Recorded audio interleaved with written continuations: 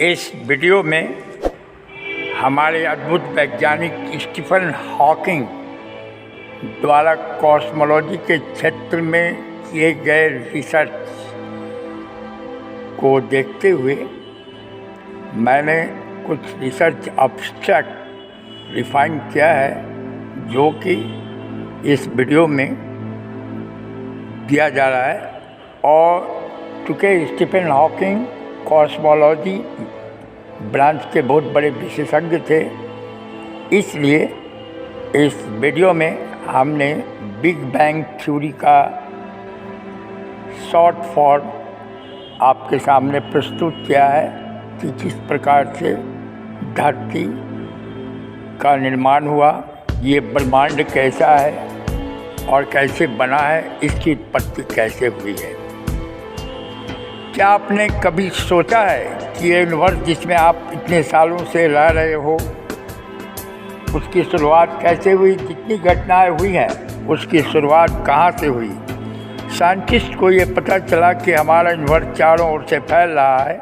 Universe each second size में बढ़ता जा रहा है। तो ये जानने के लिए इस यूनिवर्स की शुरुआत कैसे हुई, हमें सिर्फ समय को रोकना होगा और पीछे जाना होगा। चलिए कुछ ज़्यादा ही पीछे चलते हैं।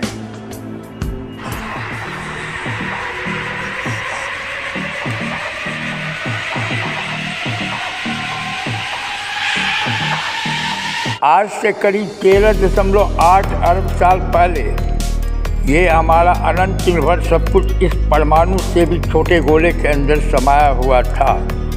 इस यूनिवर्स में जो भी घटना घटने वाली है सब इसमें मौजूद है। इस एनर्जी के गोले के अंदर जहाँ पर समय का कोई अस्तित्व नहीं है, पर अभी दुनिया जिसे हम जानते हैं उसकी शुरुआत होने वाली है।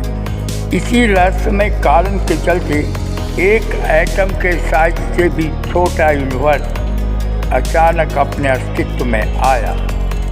एक सेकंड के करोड़वें हिस्से के अंदर ये यूनिवर्स अपने अस्तित्व में फैल गया और इसे ही हम कहते हैं द बिग बैंग। इस समय आप जो ब्लास्ट होते हुए देख पा रहे हो ये सब एनर्जी है, प्योर एनर्जी। ये एनर्जी पूरे तरह से फैल गई। इसी समय स्पेस का जन्म हुआ और साथ ही साथ समय अपने अस्तित्व में आया।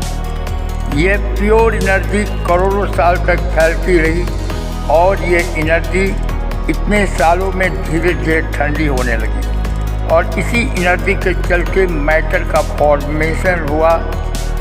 अरबों छोटे छोटे सब एटॉमिक पार्टिकल्स के रूप में, जिसे हम एटम कहते हैं, इलेक्ट्रॉन, प्रोटॉन और न्यूट्रॉन, इन सब चीज़ों का फॉर्मेशन हुआ।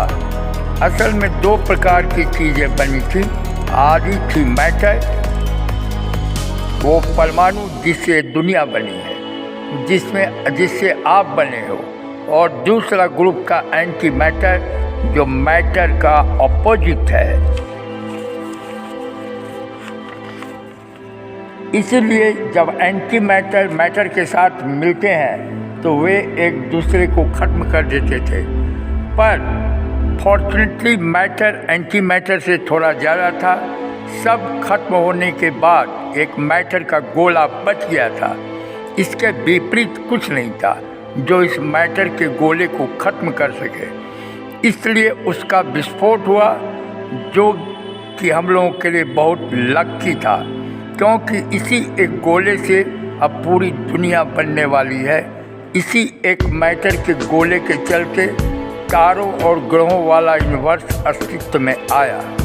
शुरू के बिग बैंग के चलते ये यूनिवर्स अस्तित्व में आया और मैटर के गोले के इस विस्फोट के चलते यूनिवर्स के अंदर की चीज़ें अस्तित्व में आई। उस गोले के ब्लास्ट के बाद सब कुछ ठंडा हुआ। आखिर में जाकर सब कुछ बनना शुरू हो गया। धूल जैसे दिखने वाले यूनिवर्स में एक फोर्स अपना काम करने लगा। इस फोर्स के चलते हर एक एटम आपस में जुड़ने लगे, एक दूसरे की तरफ आकर्षित होने लगे। और ये फोर्स कोई और फोर्स नहीं बल्कि यह है फोर्स ऑफ ग्रेविटी, यानी गुरुत्वाकर्षण बल। शुरुआत में इस यूनिवर्स में ज़्यादातर हाइड्रोजन के एटम्स एग्जिस्ट करते थे। गुरुत्वाकर्षण बल जगह जगह उस हाइड्रोजन के एटम्स को आपस में कॉम्प्रेस करने लगा।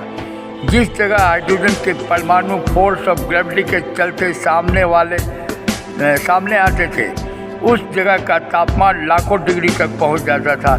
कॉम्प्रेस होते होते जब एक जगह की टेम्परेचर 1 करोड़ डिग्री तक पहुंच गई, तब एक प्रक्रिया शुरू हो गई जिसे न्यूक्लियर फ्यूजन कहते हैं। उससे बहुत ही ज़्यादा एनर्जी निकली और उसी समय ऐसा दृश्य हुआ और इस यूनिवर्स का पहला स्टार अस्तित्व में आया। इस स्टार को अपना एक दोस्त मिल गया और इसी प्रक्रिया से शुरुआत में 2-3 और स्टार्स बने और लाखों साल के अंतराल करोड़ों स्टार्स अस्तित्व में आ गए। जी हाँ, यही वो स्टार्स है जिसे आप रात में आसमान में देखते हो। यूनिवर्स की शुरुआत में ये इसी तरह बने थे। धीरे धीरे ये स्टार्स फोर्स ऑफ ग्रेविटी के कारण सामने आने लगे, वो आपस में ग्रुप में रहने लगे और अरबों स्टार्स का समूह इस यूनिवर्स में दिखने लगा और अलग अलग शेप और साइज के ग्रुप का फॉर्मेशन हुआ। वो नज़ारा कुछ ऐसा दिखता है और इन्हें कहते हैं गैलेक्सी। इसी तरह लाखों करोड़ों अरबों गैलेक्सी यानी कि आकाश गंगाओं का जन्म हुआ और इन्हीं गैलेक्सीज के समुद्र में कहीं बीच में एक ऐसी गैलेक्सी बनी जिसका नाम है द मिल्की वे, यानी कि वो गैलेक्सी जिसमें हम और आप मौजूद हैं। इस गैलेक्सी के अंदर खरबों स्टार्स मौजूद थे, पर कुछ डस्ट अभी भी बचा हुआ था जो कि स्पेस में तैर रहा था। पर हजारों साल के अंतराल में ग्रेविटी अपना पावर दिखाने लगी। जो डस्ट मौजूद थी वो भी ग्रेविटेशनल फोर्स के कारण आपस में सामने आने लगी और इसी परिस्थिति के बीच में बहुत सारे प्लेनेट यानी कि ग्रह बनने लगे।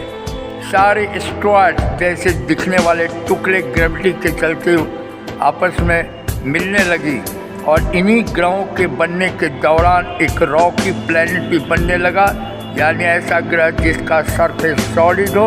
इसे किसे पता था कि इसका नाम होने वाला है अर्थ, यानी धरती, जिसमें आपका और मेरा जन्म होने वाला है। सॉलिड टुकड़े आपस में जुड़कर प्लैनेट तो बन गए, पर जो बचे खुचे जो हाइड्रोजन के एटम्स थे वो भी आपस में मिलने लगे और जैसा कि मैंने स्टार्स के फॉर्मेशन के बारे में बताया था, बिल्कुल वही घटना यहाँ भी हुई। कुछ बचे हाइड्रोजन के एटम से एक छोटा सा तारा बनने लगा। सारे हाइड्रोजन आपस में करीब आने लगे और इतनी टेम्परेचर बढ़ गई कि न्यूक्लियर फ्यूजन की शुरुआत हो गई। एक नया स्टार जिसका नाम है सन, उसका जन्म हो गया। जब ये सन बना तब ये एक बहुत ही तेज एक सोलर विंड को इरप्ट किया, जिसके चलते बाकी सारे धूल के कण सोलर सिस्टम यानी सौर मंडल के बाहर चले गए। सौर मंडल में वही 8 ग्रह और उपग्रह बच गई जो कि साइज में बड़ी थी और सौर मंडल वैसा दिखने लगा जैसा अभी दिखता है। सोलर सिस्टम के बाहरी तरफ बहुत सारे गैस के प्लैनेट बन चुके थे, जैसे जुपिटर, सैटर्न, यूरेनस और नेपच्यून।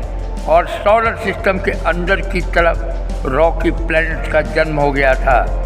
ठोस सतह वाला ग्रह यानी मरकरी, वेनस, मार्स और आखिर में प्यारी सी धरती। तो ये है आपके यूनिवर्स की उत्पत्ति की साइंटिफिक स्टोरी। बिग बैंग से जन्मा हुआ मैटर, उस मैटर से जन्मे ये तारे और इस तारे के बाद ग्रहों की उत्पत्ति और इसी के चलते आपका जन्म हुआ। यही है आपके और आपके पहले की कहानी। तो इस प्रकार इस वीडियो में कॉस्मोलॉजी से रिलेटेड स्टीफन हॉकिंस के बिग बैंग थ्योरी को थोड़ा इलाबोरेट करके और रिफाइन करके हमने इसको इंट्रोड्यूस किया है कि कैसे सब्सक्राइब करने की कोशिश करेंगे। ये रिसर्च सब्सक्राइब कर। धन्यवाद।